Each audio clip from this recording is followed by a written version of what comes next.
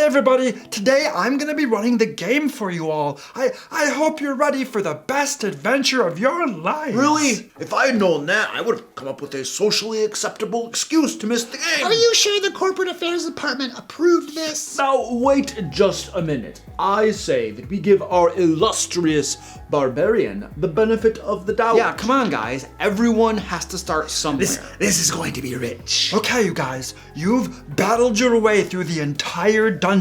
You've fought the big bad villain at the end of it, and you're standing over his lifeless body. What do you guys want to do now? Wait, don't we get to actually play the game and run the adventure ourselves? Yeah, what gives? No stabby action? Well, I figured that you guys would probably just think of a way to bypass most of the adventure anyway with shenanigans and high dice rolls, so I just skipped to the end. Well, of course we would, but it's your job to hold the line and say no to all of the creative ideas that would actually only result in us not being able to play the game. Yeah, just because we come up with a half-baked idea doesn't mean you have to let it work. Well, no one ever told me that. Okay, whatever, just stop being a baby and let's just play the adventure from the beginning. Yep, no harm, no foul. Let's just play it for real this time. No one ever told me that I'd actually have to create an adventure to be the dungeon master. So you didn't even create an adventure for us? I didn't even think there'd be any point, and I don't even know how to create an adventure anyway. Holy crap! What an idiot! I mean, it has now become abundantly clear that Corporate Affairs hasn't approved this adventure. Wait a second. Well, perhaps our glorious dungeon master would be so kind to not only run this game for us, but also teach our simple-minded barbarian how to create a D&D adventure. Okay, fine. I'll do everything, just like I always do.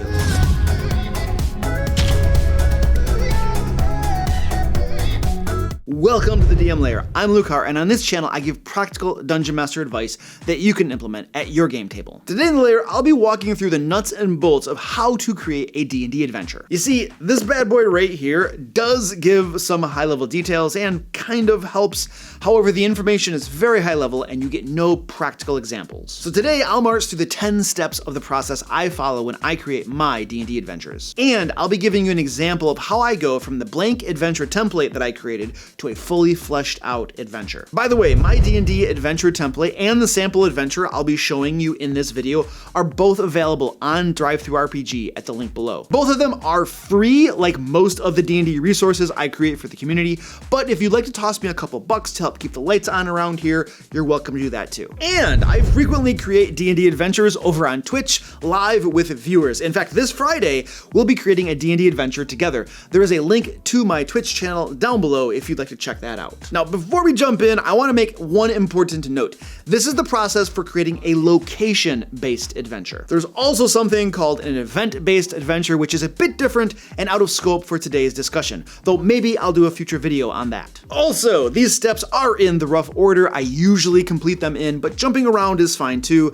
and I often do that as I work on an adventure. Number 1, brainstorm the creatures and monsters I want to use in the adventure. I always start with this step, reading the monster manual, Volo's Guide to Monsters, Mordenkainen's Tome of Foes, and the lore about monsters, and then I find a monster that really inspires me and gets me excited to create an adventure. Or multiple monsters. It doesn't have to be just one, it could be a bunch of them that I'm like, ooh, I need an adventure on this. The monster CRs need to be appropriate for the party's level, of course, so that I can make balanced encounters around them. However, in a nutshell, I usually want monsters whose CR is about 2 or 3 lower than the party's level, and then the boss monster can be about equal to the party's level. This allows me to build encounters with multiple monsters, and the boss monster is not alone in that final confrontation, but has minions to help out in the fight. There are important reasons for these decisions. If you want to know more, I recommend you see my encounter creation playlist for information on creating encounters, link below. Once I have the creatures picked out, I write them in the template with some basic information I refer to as I design the adventure. Number 2, jot down Game Master Notes. This is basically just reference information for me, for the future, or for anyone else who might happen to run my adventure. I will make basic notes about how many characters the adventure was designed for, and what level it was designed for, how many long rests or short rests are expected. Generally speaking, you don't expect to have any long rests in the middle of an adventure. And this, of course, has to do with designing the adventure around the adventuring day mechanic as described in the Dungeon Master Guide. I'm not gonna go into details on how that works in this video. You really should look it up though, because it is a very important consideration for adventure design. And then of course I note down here in my notes how much treasure is in the adventure. This helps me keep track of the amount of loot I'm giving my players, and if I'm aligning with the recommendation in the Dungeon Master Guide of how much loot I should be doling out. I personally use the random treasure tables in the Dungeon Master Guide, and over on page 133 in the treasure chapter, it tells you how many rolls on each table you should give your players over the course of an adventure. Over the course of an entire campaign, I should say. Number 3, create the storyline. I call this creating the storyline, but you're not actually creating the story. You're creating the situation of the adventure, and you need 3 key elements for this. You need to set up the villains, who the monsters or NPCs are that are going to be the bad guys in the adventure. You need to decide what the villains want, what are their goals and their aspirations.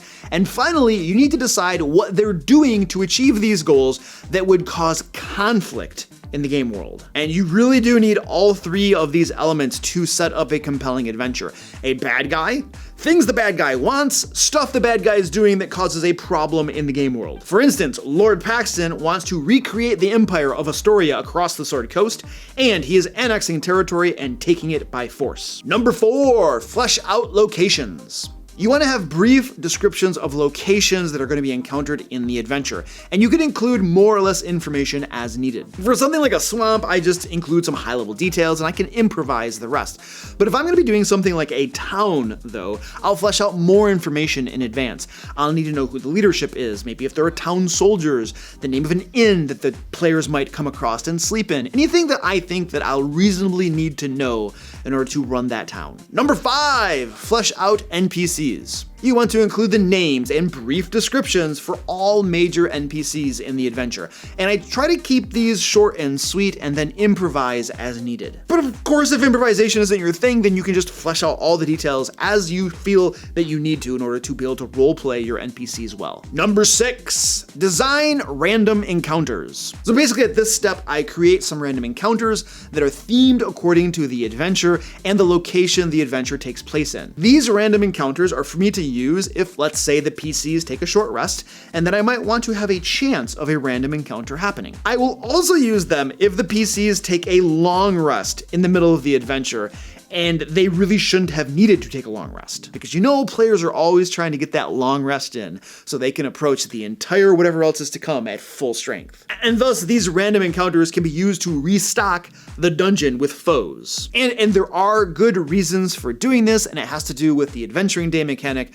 that I discussed before. I probably need like an entire video explaining this concept in detail, because I feel it's like one of those tiny bits of information in the Dungeon Master Guide that many folks probably aren't even aware of, but that are very important in designing a good adventure. Number 7, roll for treasure and loot. Now, I personally roll on the treasure hoard tables in the Dungeon Master Guide according to the rules outlined there. I found that this works fairly well, though after level 8 or so, your party will probably be rolling in gold. And of course, at the early levels, they're kind of starved for gold. And what I basically do here is I just make a big, huge list of all the treasure and loot that will be in the adventure. And then, as I create the adventure details, the different rooms, the dungeon for instance, I just take from that list and place loot here and there as I'm creating the different rooms and areas that are going to be in the adventure. Important note! Do not put all of the loot at the end after the boss. Putting loot throughout the adventure rewards players for exploring everything and working through the entire dungeon, not just beelining for the end. And some treasure should be hidden so that if they poke around and manage to find it, they are again rewarded for having done so. Number 8, create the inciting action or adventure hook. This is the event that happens that will motivate your players to actually go on the adventure. A good adventure hook is key to actually getting your players to decide to go on the adventure instead of just, wandering randomly around the game world, hoping they find something interesting. I've yet to be in a group that does that, and Please.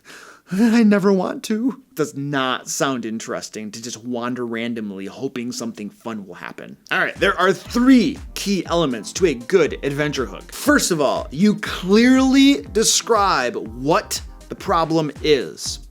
And then, number 2, you provide something that would motivate them to go on the adventure and solve the problem. For instance, do the right thing, get gold, get magic items, receive fame, etc., whatever it is. And sometimes you're going to be motivating the player's characters to go on the adventure, but sometimes it might be something that you're motivating the player to go on the adventure for. Like if you know your player loves exploration and there's this tome over there that just needs exploring, that might work too. And number 3, you need to provide a clear next step. So we know what the problem is, we know what we're gonna get out of it if we go solve it, but then what do we do to get started down that road to going on this adventure? For instance, the mayor's daughter has been kidnapped. That's a pretty common thing. Don't use that, but let's just pretend that that's the case.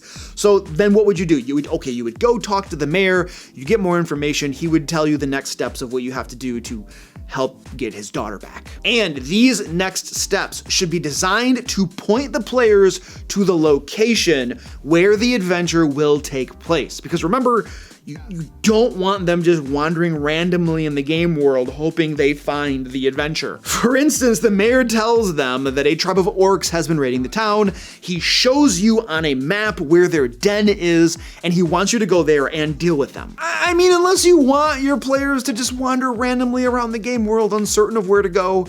But I don't know why you would want that as a dungeon master. It seems like that'd just be frustrating for everybody. Number 9, creating the adventure details. Okay, this is the actual fun part of creating an adventure for me. This is where you're actually going to start fleshing out some of the really interesting, cool things about the location where the adventure takes place. So this is like fleshing out the dungeon and the rooms in the dungeon and stuff like that. This is the part of adventure creation that I love the most. Of course, the first thing is that you need to create some details about the journey to that location where the adventure takes place, encounters on the road and things like that. But then once they get to that location, now it's time for some fun. And we're gonna start creating details about that location. Let's say for the sake of this example, we're creating a dungeon. You're gonna start by creating an overall description of the dungeon. What are the floors, walls, and ceiling constructed of? And are there any general features about the dungeon that we should know about, such as mold covering the walls? And then you're gonna create a map for the dungeon. I often poke around Google searching for D&D dungeon maps or whatever to view maps others have created to give me inspiration. And then you're going to start creating the details for the different rooms and areas in the dungeon. You're going to want to create read aloud text if desired, or just some bullet points that give a brief description of what's in that room or area. And then you're going to want brief notes about the room itself. I mean, we already talked about what's in the room, but what about the creatures that are in there? Are there any interesting things about the furniture in the room, stuff that's in the desk? If they look in the cabinet, what's in there? All of those types of details and informations about the different things that are in that room. Is there anything of special interest in the room that you would want to write down? For instance, are there ledgers that contain incriminating evidence against a guild, for instance? Did I just say for instance twice? I might have. Please ignore my inability to speak. And when you're doing this and writing this out, bullet lists work great. They're easy to write and then scan later when you're referring to them while you're running the adventure. And of course, as you're fleshing out the different areas and rooms in your dungeon, you're going to be building out encounters that take place in those rooms. And when you're building those encounters, of course, you want to be balancing them for your party, or not, and include any battle notes that you feel are needed. For some battles, I pre-plan what, say, a wizard will do in the first couple of rounds that will then help me run that NPC in combat. And remember to be sprinkling in your treasure and loot throughout the dungeon while you add all of these details to the rooms and areas. Now, for almost all my adventures, I have a main villain that needs to be defeated in one way or another. This is the time to flesh that encounter out and make notes about how I will roleplay that villain when the NPCs confront them. Now, if you're having trouble figuring out what should be in the dungeon and how to design it, I recommend you check out Appendix A, Random Dungeons in the Dungeon Master Guide. It has lots of awesome tables that will help inspire you and help you create your dungeon. You don't have to roll on the tables. You can just look at them and pick things that you want to put into your game. Number 10, create the resolution. Is there a reward for successful completion of the adventure? Are they going to get payment? Are they going to have a faction favor increase? increase, or anything else that might happen? Are there consequences for failure? What happens if the PCs fail to complete the adventure? Don't forget to follow me over on Twitch for live streams where I'm available to answer your specific questions about dungeon mastering. Let me know in the comments what you enjoy about the adventure creation process. Next week, the Barbarian will be taking over this channel for the foreseeable future, but until then, click right here to binge on my adventure creation playlist. And until next time, we should probably pray because Barbarian.